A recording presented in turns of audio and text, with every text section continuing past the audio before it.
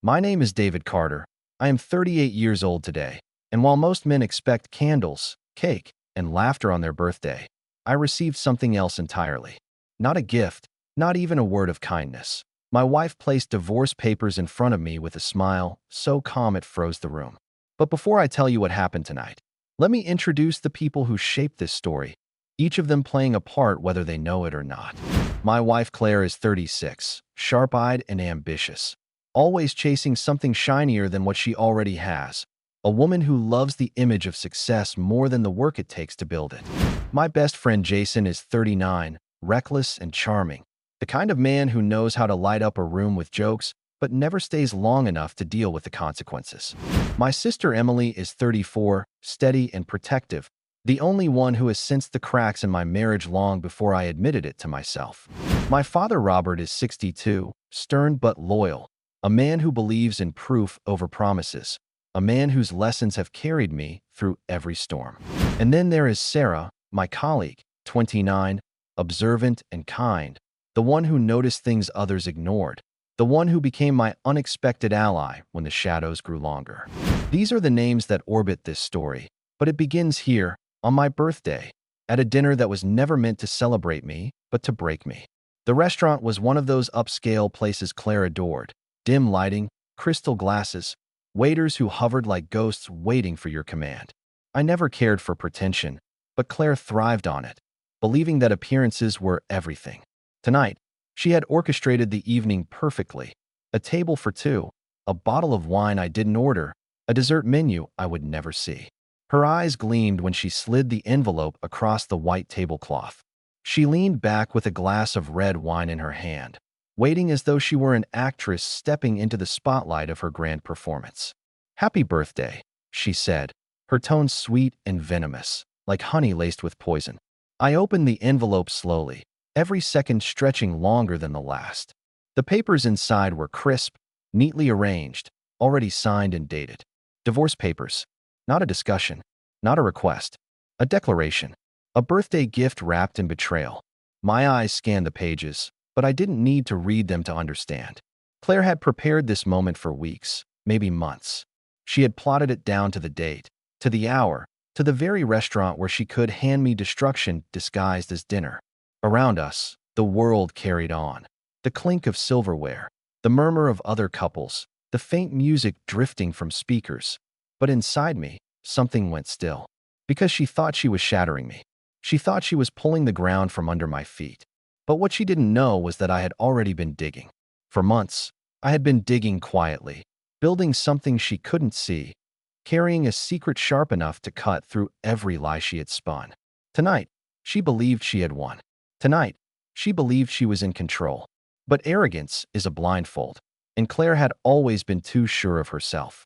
I folded the papers back into the envelope and placed it gently on the table. I looked at her and said only two words, "Thank you." Her smirk faltered for the briefest second, just a flicker, but I saw it. That was the moment she should have known. That was the moment she should have realized she wasn't holding the only cards. But she didn't. She laughed instead, a cold laugh, and lifted her glass in a mock toast. "Don't look so surprised, David," she said. "This has been a long time coming." Her voice was steady, practiced, as if she had rehearsed the line in front of a mirror. I didn't answer. I let her words hang in the air like smoke, thick and choking, waiting for her to believe I had nothing left. And as she spoke of how she deserved better, how she had carried me, how she had outgrown this marriage, I watched her mouth move, but heard nothing. My mind was elsewhere, running back through the months of suspicion, the nights I lay awake piecing together fragments of truth, the moment I realized I was living with someone who no longer saw me as a partner, but as an obstacle.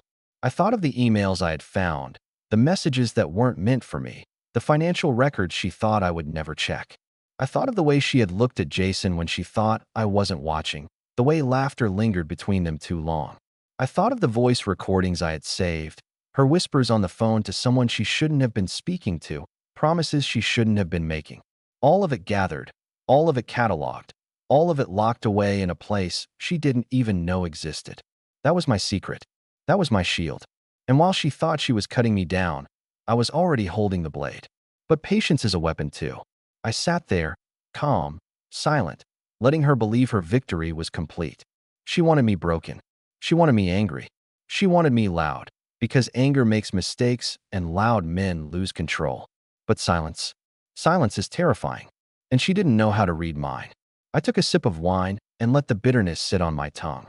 Claire arched an eyebrow, waiting for a reaction. When none came, she leaned forward. "You don't have to make this difficult," she said. "Sign the papers. Walk away. It's better for both of us." Better for her, she meant, because Claire had a plan, and I was supposed to play the part she had written for me. The fool who signed away everything without question, the man too blind to see what was being taken. But I am not blind. I have never been blind. And this time, I was not unprepared. And now I turn to you, the one listening right now. Imagine sitting across from the person you built your life with, and instead of love, they hand you betrayal disguised as paperwork. Imagine smiling faces around you, friends, family, none of them knowing what just slipped across the table. Would you break down? Would you rage? Or would you wait, knowing the real game hasn't even begun? Think carefully, because the answer defines everything. Revenge isn't about rage. It's about patience. And patience, I promise you, is the sharpest blade. The waiter came by with a cake, a single candle burning brightly. "Happy birthday," he said cheerfully, setting it down between us. Claire laughed again, lifting her glass as if the moment amused her. To anyone watching, it must have looked like a celebration, a happy couple sharing dessert. But beneath the surface, war had begun. I blew out the candle slowly, my eyes never leaving hers. She thought she knew the wish I made. She thought she was already free. But the truth? The truth was already written, already waiting, already heavier than her lies could carry. And soon, very soon, she would understand what it meant to underestimate a man who has been patient too long. When we left the restaurant that night, Claire walked ahead of me with her heels clicking against the pavement like a metronome of arrogance. She didn't look back, not once, not even to see if I was following. To her, the night was over, the performance complete, the curtain closed on a marriage she believed she had ended on her terms. She slid into the passenger seat of my car and scrolled on her phone without speaking, her reflection caught in the window glass like a mask. I drove in silence, each turn of the wheel steady, deliberate, not because I wasn't boiling inside, but because boiling is useless without a fire to aim it at. My hands gripped the wheel tighter as her phone lit up, and I saw the name flash across the screen. Jason. My best friend. My blood ran cold, but my face remained stone.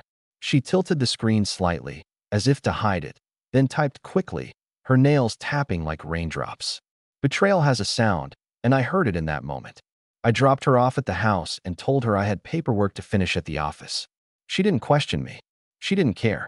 She simply waved me away as if dismissing a chauffeur. That was my first freedom of the night, the knowledge that she no longer watched me. And so, I went not to the office but to the small storage unit I had rented months earlier. Inside, locked away beneath a false floor, was the binder. The binder that held the truth.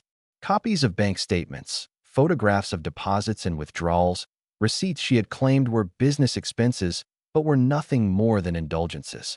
And most damning of all, a series of messages between her and Jason that I had forwarded from a shared cloud account she thought I had forgotten about.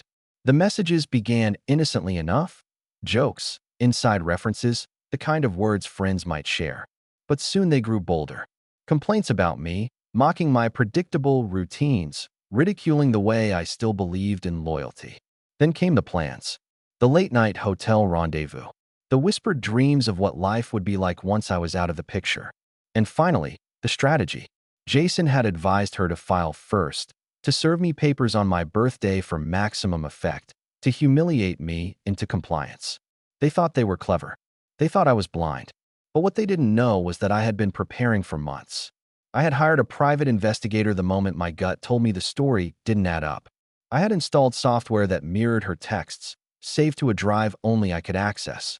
I had watched as she grew bolder, as Jason grew smug, as the two of them convinced themselves that betrayal would go unpunished. I stared at those papers late into the night, my hands resting on the binder like it was a weapon. And it was. Because proof is the sharpest blade in a world that thrives on lies. The next morning, Claire greeted me with a smile, as if nothing had happened, as if she hadn't detonated my life in front of me. She kissed my cheek out of habit and poured herself coffee, humming a tune I didn't recognize. That was her gift, the ability to act normal while hiding poison behind her teeth. She handed me a list of errands, not realizing that every errand she sent me on was one more chance for me to tighten the noose around her lies. I went to the bank first, not the one we used for everyday expenses, but the one tied to the accounts meant for long-term investments. The accounts she assumed I never checked. The manager greeted me politely, and when I asked for copies of the last 6 month statements, he hesitated but complied. I walked out with a folder that confirmed what I already knew. Large withdrawals labeled as business ventures, funds transferred to an account in Jason's name, transactions that screamed theft and deceit. When I got home, Claire was on the phone in the kitchen. She lowered her voice when she saw me, turned her back, and whispered quickly. She hung up and smiled too brightly. "How was your day?" she asked. I simply nodded and said, "Productive." She didn't know how true that was. Over the next weeks, I continued my silent war. Every lie she told me became a thread I pulled, and every thread led to another knot of betrayal. I discovered a credit card opened in my name, but used exclusively by her. I found hotel reservations billed to our joint account, with Jason listed as the second guest. I found an email exchange where she mocked me for not suspecting anything, writing to Jason, "He's so boring. He'll never see it coming." I saw it. I saw all of it. But I didn't let on. I smiled when she smiled. I nodded when she spoke. I played the part of the oblivious husband because that was the mask she needed me to wear. And the more she believed I was blind, the bolder she became. Boldness is a dangerous drug. It makes liars careless. And her carelessness was my gold mine. One night, as she slept beside me, I opened her phone with the code I had known for years. I scrolled through her messages, screenshots of transactions, photographs of dinners with Jason. I saved everything to the drive. Every word, every image, every timestamp. By the time I was done, I had enough to destroy them both. But still, I waited. Because patience is power. And now I turn to you, the one listening right now. If your spouse handed you divorce papers on your birthday, and you discovered your best friend was part of the betrayal, what would you do? Would you confront them immediately, scream, and demand answers? Or would you gather proof quietly, building a fortress of evidence so strong that when the time came, there would be no escape for them? This is the line between noise and justice, between anger and strategy. Remember, revenge is not loud. Revenge is preparation. Weeks passed.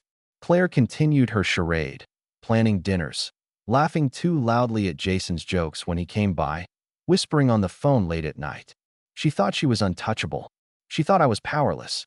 She thought she was winning. But I was counting days, cataloging lies, stacking proof like bricks. My sister Emily noticed my silence. She pulled me aside one afternoon and asked, "Are you all right?"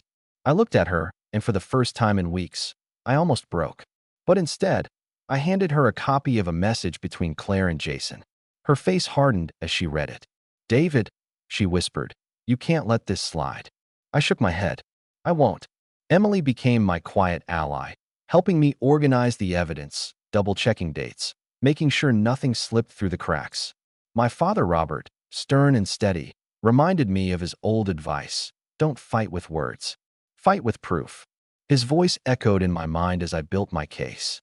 The night that solidified everything came 2 months after my birthday. I returned home early from work and heard laughter from the living room. Claire's laughter. Jason's voice.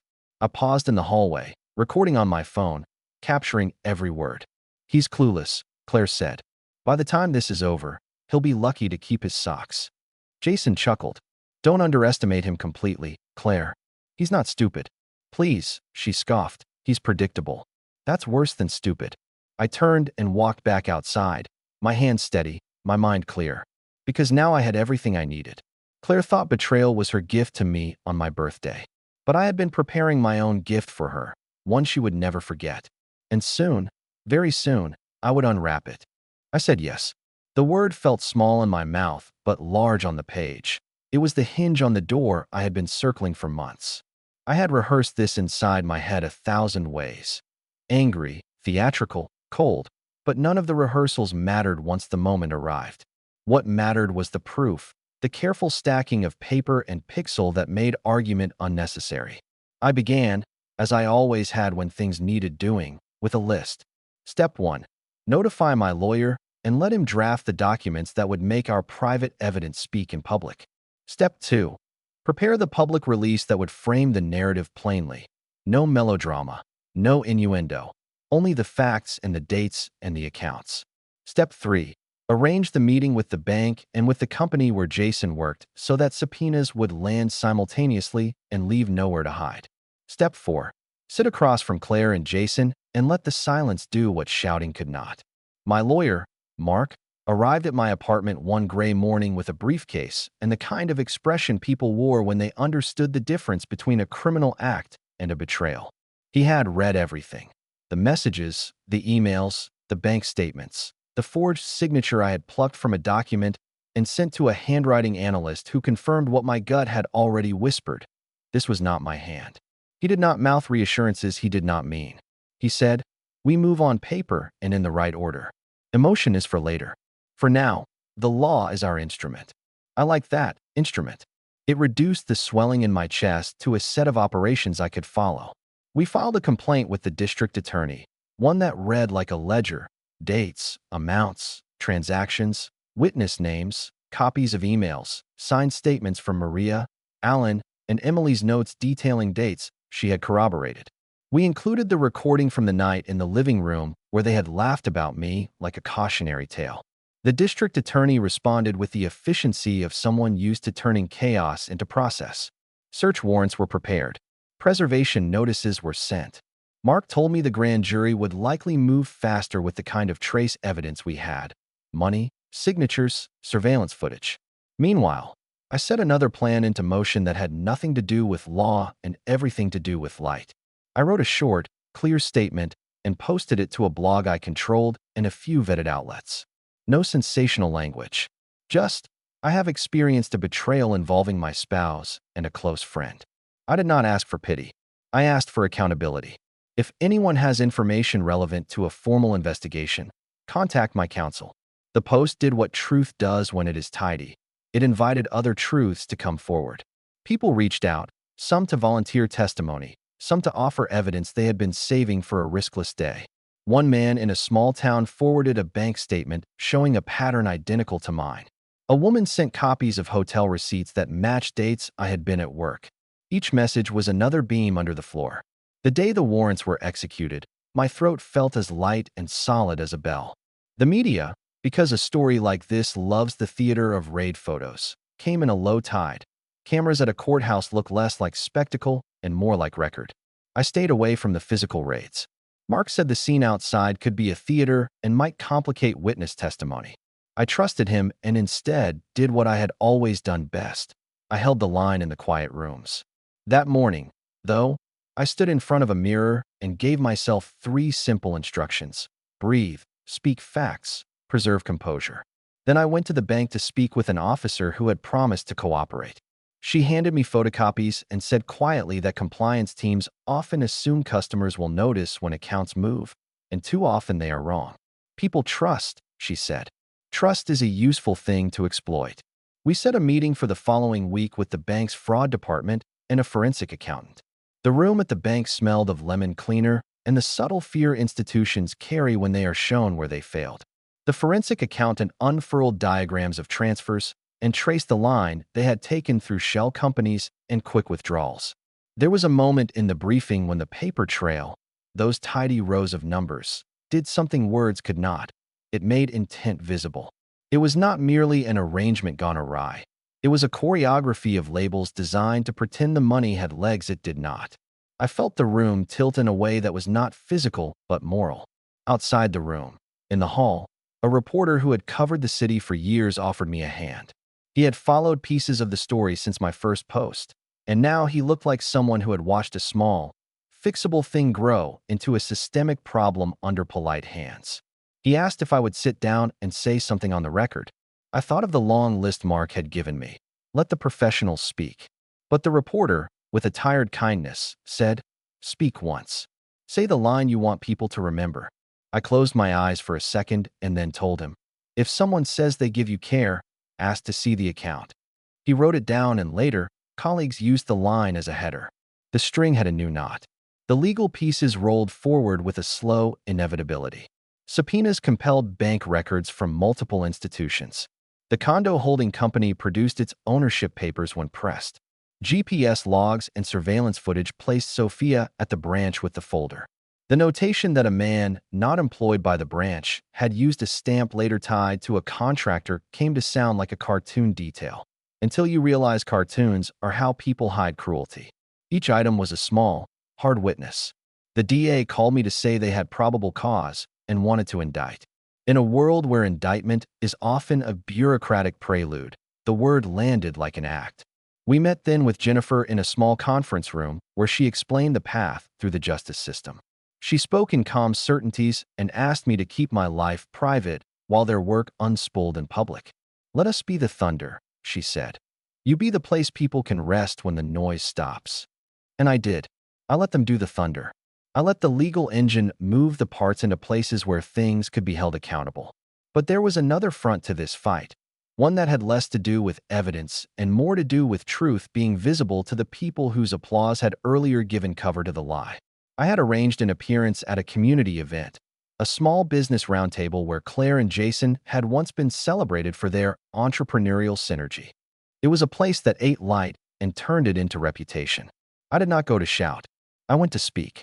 I took the microphone with my notes in my pocket and looked out at the faces that had clapped for them. I told the room what I had learned. The transfers, the invoices that paid for vacations labeled as vendor expenses, the forged signatures. I told them what it felt like to be thanked in a room for sacrifices that had not been compensated.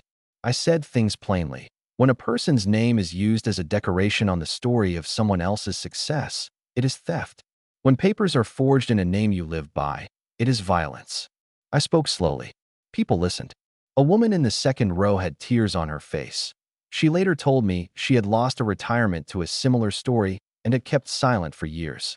The round table turned into a small meeting, and from that meeting came a list of people who agreed to be witnesses, and a few business leaders who withdrew partnerships with Claire's ventures. Reputation is currency too, and when it collapses, it changes who believes what. The day the arrest warrants were served, I woke early. The city had that hush it keeps for things about to happen. Mark met me at my apartment, and we drove past rows of townhouses that had once been gray shapes among many gray shapes. I remember thinking how mundane the streets were and how they could become scenes in a story people would tell for years. The police took Claire and Jason into custody with a professionalism that had nothing to do with applause or pity. They read the charges. The cameras recorded the moment for a world hungry for turning points. When the door to my apartment closed behind me later that day, I sat at the kitchen table and felt a weight shift. It was not the lightness of triumph. It was the slow settling that follows a long gait. There was relief, yes, and also a loss for the life we had not lived. The next weeks were a blur of court dates and depositions and hearings. The defense tried, as defenses do, to find a story of my own failings, suggesting I might have been confused, implying motive where there was only the motivation to ask honest questions. The witnesses, Maria, Alan, Emily, the bank officer, stood firm. Each testified in their measured voices and each carried, in their testimony, the texture of ordinary life. The grocery runs, the late shifts, the small economies that are the backbone of a city. The jury looked like a panel of people who had been handed a set of facts and told to measure the shape of honesty. They did their work with the quiet dignity of strangers tasked with a civic duty. In the end, the verdicts were not springing confetti but a legal pronouncement that returned to some small places the currency of truth. Guilty on multiple counts.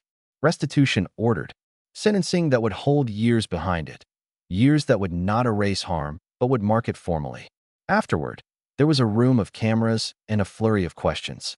I answered only what Mark allowed, and then went home to the small rituals that had become my anchor. The kettle's whistle, the sound of a broom across a floor, the way the light cut through the blinds at a certain hour in the morning. People reached out, friends I hadn't heard from in years, neighbors who saw me differently after the headlines. Some called to say they were sorry they had not seen. Others called to say they had always suspected and were glad the truth had a day in court. My father came to the sentencing. He held my hand in a foyer crowded with somber suits and the hush of endings. "You did not let them make you small," he said simply. The hurt in his voice had lines I recognized. He had bargaining to do with his own past, with the ways men of his generation measured worth. You kept your name, he added. Those words felt like bread. In the months that followed, I did the work of rebuilding in quieter ways. I moved to a smaller place that felt more like mine than the house we had shared.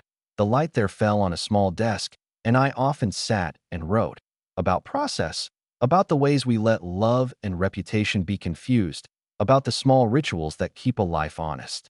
I kept the Ford for a while and then sold it to a man who fixed things with his hands. I returned the binder to a drawer, photocopies and scans cataloged, originals entrusted to the DA's office. There was restitution, but restitution cannot tidy evenings of humiliation or the years of mistrust. What it did do was buy groceries and pay a deposit on a smaller apartment and remind me that consequences can be carved out of law and not merely whispered in bedrooms. People asked me if I forgave Claire. I found the word strange and too quick. Forgiveness is not an on-off switch. For me, it has been a series of small openings. A letter I once started and never finished because my hand trembled, a memory of the boy Claire once was in my arms and the man she became, a space where tenderness may grow if watered by accountability. I wrote to her once from a place of sober charity, not to invite, but to mark a boundary. I said I hoped she would learn whatever it is she needed to learn about love and use, and that I wished for her the hard work of honesty. She wrote back once, a short note that smelled faintly of perfume and regret. I did not reply. Some doors we closed for the sake of keeping the light in. My relationship with Jason was over in a way that felt final. He had once been my best man, the brother I had chosen. In court, his face had been blank. When convicted, he looked smaller than his swagger had ever allowed. I felt the oddness of grief for what had been a friendship and relief at the clarity of its end. I started speaking in rooms, small libraries, community centers, bank conferences, about the practical things people can do to protect themselves. Keep a notebook, insist on statements, verify before you trust. I taught people how to frame questions that sound simple but catch complexity. Who holds the account? Who signs the checks? Where are funds routed? These talks were not about finger-pointing. They were about distribution of power and the dignity of not being used as an ornament in someone else's story. The work felt right in a way the courtroom could not have been alone. One spring afternoon, a woman approached me after a talk in a church basement. Her hands were folded so tightly I could see the knuckles white. She said she had been told to keep quiet when her daughter-in-law insisted she did not need to see bills. I kept the silence, she said, because I didn't want to break a family. Then she looked at me with a steadiness I recognized. You gave me permission to ask for the paper, she said. That sentence, permission to ask, felt like a crown. There were losses that never fixed completely. Claire took things I will miss. The rhythm of mornings once synchronized, the particular jokes that belonged only to us. There was the ache of knowing a child of mine, if we had had one, would have learned from the father who was absent in ways that were not his fault. Those are wounds I carry like a map. They show the routes I will avoid, the places I will approach more carefully. But there was also a new diary of small triumphs. Nights when I watched a documentary with a neighbor and laughed without thinking of her. A Sunday where I bought 2 baguettes because life suddenly allowed a little extravagance. A winter morning when I left for work and the car started without coughing. Justice had not returned everything, but it had changed one crucial thing. I was no longer invisible. I had a name that belonged to me in public and in the quiet. The final scenes of this part of the story are not cinematic. They are simple. A letter from the DA acknowledging restitution sent. A framed page on my wall with the line I had written before the grand jury. The doors are open now. Let the light do its work. I added another line underneath in steady ink. Keep the door from swinging shut. That is my work now, holding space so the light cannot be closed by a story someone else tells. If you ask what revenge felt like, I will tell you it did not feel like vengeance. Revenge is usually imagined as a bright, consuming thing. What I found was something quieter. The law doing what the sword of truth could not without ceremony, community giving witness, and a life rebuilt in increments that mattered. I keep the binder on a shelf that faces the window. Sometimes, late at night, I open it and run my finger over the photocopies and think of the people who helped. Emily with her steady hand on a scanner, Maria with her courage, Alan with the folder too heavy for his back, The bank officer with the lemon-clean hands who told me institutions sometimes look away. They are the chorus that taught me to speak calmly and clearly. They are the reason the room where a toast was once given can now be a room that listens. The story ends. This chapter does, with a small image I carry. A kite string held in two hands, not because one person will hold it forever, but because a kite needs both to fly steady.